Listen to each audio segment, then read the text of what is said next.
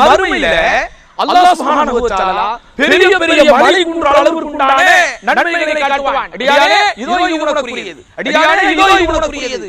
உடனே இவனால் கட்டுப்படுத்த முடியாமல் அல்லாஹ்விடத்தில் இவன் கேட்டே விடுவான், யா அல்லாஹ் அன்னா லி ஹாதா, யா அல்லாஹ் அன்னா லி ஹாதா, இது எனக்கு எப்படி கிடைத்தது அல்லாஹ்வே? ஏன்னா அவனுக்கு தெரியும் இவன் எவ்வளவு தூரம் தொழுதுறான், இவன் தஹஜ்ஜுத் எப்படி, தொழுகையில எப்படி இருந்திருக்கான், இவன் எவ்வளவு தூரம் குர்ஆன் ஓதிருக்கான், எவ்வளவு தூரம் மார்க்க ஈடுபாடோடு இருந்திருக்கான் என்பது ஒவ்வொரு மனிதனுக்கும் தெரியும். யா அல்லாஹ் அன்எக்ஸ்பெக்டடா நான் எதிர்பார்க்க முடியாததற்கு இவ்வளவு பெரிய நன்மைகள் எனக்காக இருக்கிறதே, இது எனக்கு எப்படி? அப்படின உடனே பிள்ளைகளை வைத்திருக்கிற ஒவ்வொரு பெற்றோர்களும் இது செய்தி இருக்கிறது நண்பர்களே. பிள்ளைகளை வைத்திருக்கிற ஒவ்வொரு பெற்றோரும் இதிலே செய்தி இருக்கிறது. அல்லாஹ் ரப்பல் ஆலமீன் அந்த இடத்தில் அந்த அடியானுக்கு நினைவுபடுத்துவான், அடியானே நீ இறந்ததற்கு பிறகு உன்னுடைய பிள்ளைகள் உனக்காக கேட்ட பாவ மன்னிப்பின் பலன்தான் இவ்வளவு பெரிய நன்மைகள் உனக்காக இருக்குது. ரெண்டு விஷயத்தை புரிஞ்சுக்கங்க. பிள்ளைகள் இருந்தால் பிள்ளைகளுக்கு இதை சொல்லிக் கொடுங்க.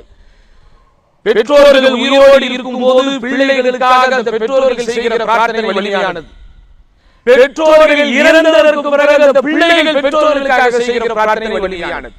அதுக்காக மற்ற பிரார்த்தனை நான் தவறாக குறைத்து மதிப்பிடவில்லை. பிரார்த்தனைகளிலேயே சில பிரார்த்தனைகள் வலிமை இருக்கிறதா? சாதாரண ஒரு நேரத்தில் நம்ம செய்கிற பிரார்த்தனை, தஹஜ்ஜுத்ல செய்கிற பிரார்த்தனை வித்தியாசம் இருக்கிறதா இல்லையா? சாதாரண ஒரு இடத்தில் நான் அமர்ந்து கேட்கிற பிரார்த்தனை, தவாப் செய்யும் போது நான் கேட்கிற பிரார்த்தனைக்கும் ஒரு வித்தியாசம் இருக்கிறதா இல்லையா?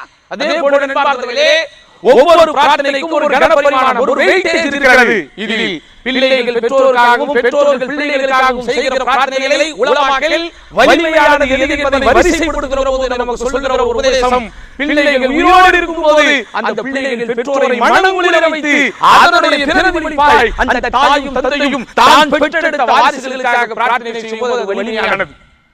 அதே மாதிரி அந்த பெற்றோர்கள் இறந்ததற்கு பிறகு அந்த பெற்றோர்களை மனதார நினைத்து உளமாற நினைத்து அந்த பெற்றோர்களின் பாவங்களுக்காக பாவ மன்னிப்பு கேட்கிறானே ஒரு பிள்ளை, அது வலிமையானது. அதனால் தான் ஒரு ஆதம் மகன் இறந்ததற்கு பிறகு இறந்தும் அவருடைய அமலில் இறக்காமல் இருப்பது 3 படிகள் என்று பெருமானார் ஸல்லல்லாஹு அலைஹி வஸல்லம் சொல்லும்போது அது ஒன்றை சொன்னார்கள், பி வலதின் சாலிஹின் யதுஉ லஹு, அவன் இறந்ததற்கு பிறகு அவனுக்காக பிரார்த்தனை செய்கிற நல்ல பிரார்த்தனைகளை செய்கிற நல்லொழுக்க பிள்ளை அப்படின்னு சொன்னாங்க.